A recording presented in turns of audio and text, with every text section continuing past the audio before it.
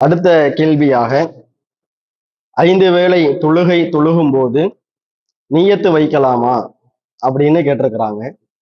அதாவது இந்த கேள்விக்குரிய பதிலை அறிவதற்கு முன்பாக ஒரு அடிப்படையை நாம தெரிந்து கொள்ள வேண்டும்.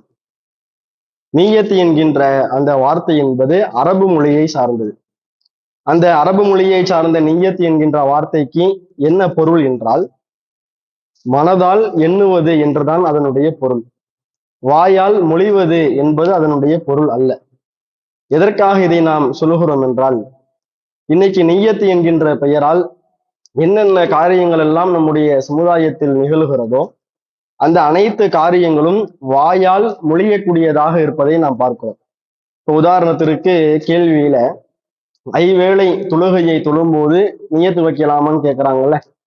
இந்த தொழுகையை குறித்து நீங்கள் பார்த்தீர்களேயானால், சில நபர்கள் நவைத்து அன் உசல்லி சலாத்த சுபுஹி, நான் சுபு தொழுகையை தொழுவதாக நிய்யத்து வைத்துக் கொள்கிறேன், இப்படிங்கிற ஒரு நீண்ட வாசகத்தை கொண்ட ஒரு அரபு வாசகத்தை ஓதிவிட்டு அதற்கு பின்புதான் அல்லாஹு அக்பர் என்று தக்பீர் சொல்லுகிறார்கள்.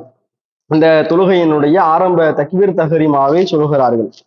அதே போன்று இன்னும் சில நபர்களை நீங்கள் பார்த்தீர்களேயானால், சல்லி சலாத்த சுபுஹி அப்படின்னு ஆரம்பிக்கக்கூடிய ஒரு துவாவை ஓதிவிட்டுதான் என்ற அந்த வாசகத்தை ஓதிவிட்டுதான் தொழுகையை துவக்குவதை நாம் பார்க்கிறோம்.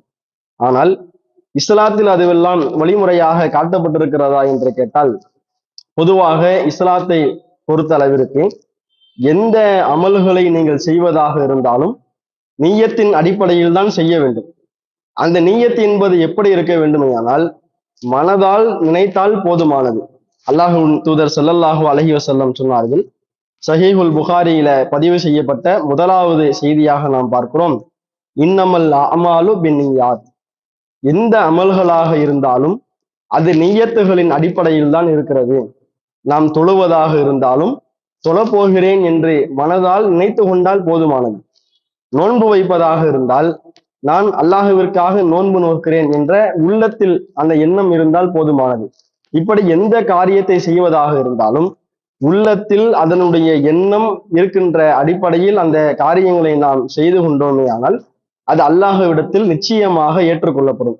தொழுகைக்கு முன்பாக நவைத்து அன் உசல்லிய சலாத்த சுபஹி அப்படின்னு சொல்வதற்கோ, அதே போன்ற உசல்லி சலாத்த சுபஹி, ஒவ்வொரு தொழுகைக்கும் சுபு தொழுகையா இருந்தா சலாத்த சுபஹி, துஹராக இருந்தால் சலாத்தல் துஹரி, அசரா இருந்தா சலாத்துல் அசர், இப்படின்னு என்ன செஞ்சுக்கிறாங்க, ஒவ்வொரு தொழுகைக்கு ஏற்றார் போல அதை மாற்றிக் கொள்வதை நாம பார்க்கிறோம். இப்படி எந்த விதமான குர்ஆன் வசனங்களிலோ எந்த ஹதீஸுகளிலோ நமக்கு வழிகாட்டப்படாத காரணத்தினால நாம அதை ஒருபோதும் செய்யக்கூடாது.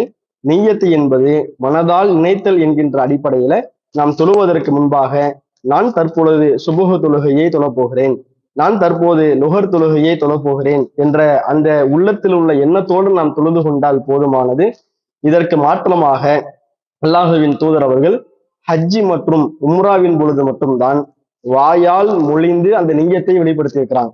இஹ்ராம் ஆடையை அணிவதற்கு முன்பாக லப்பைக்க ஹஜ்ஜத்தன், உம்ராவிற்கு இஹ்ராம் அணிவதற்கு முன்பாக லப்பைக்க உம்ரத்தன் என்கின்ற அந்த வார்த்தையை வாயால் மொழிந்து நமக்கு வழிகாட்டியிருக்கின்றார்களே ஒழிய, தொழுகைக்கோ நோன்புக்கோ சதக்காவிற்கோ ஜக்காத்திற்கோ இன்னும் பிற எந்த விதமான அமல்களுக்கோ வாயால் மொழிந்து அல்லாஹுடைய தூதர் அவர்கள் எந்த விதமான நிய்யத்துகளையும் நமக்கு கற்றுத்தரவில்லை. நிய்யத் என்பது மனதால் எண்ணுவது என்கின்ற அடிப்படையில நம்முடைய உள்ளத்தில் அதை செய்கிறோம் என்கின்ற ஒரு எண்ணம் இருந்தால் போதுமானது என்பதை இதற்குரிய பதிலாக நாம் தெரிவித்துக் கொள்கிறோம். இஸ்லாம் மற்றும் சமுதாய செய்திகளை அறிந்து கொள்ள தமிழ்நாடு தௌஹீத் ஜமாஅத் யூடியூப் பக்கத்தை உடனடியாக சப்ஸ்கிரைப் செய்து கொள்ளுங்கள். மேலும் பெல் பட்டனையும் கிளிக் செய்து கொள்ளுங்கள்.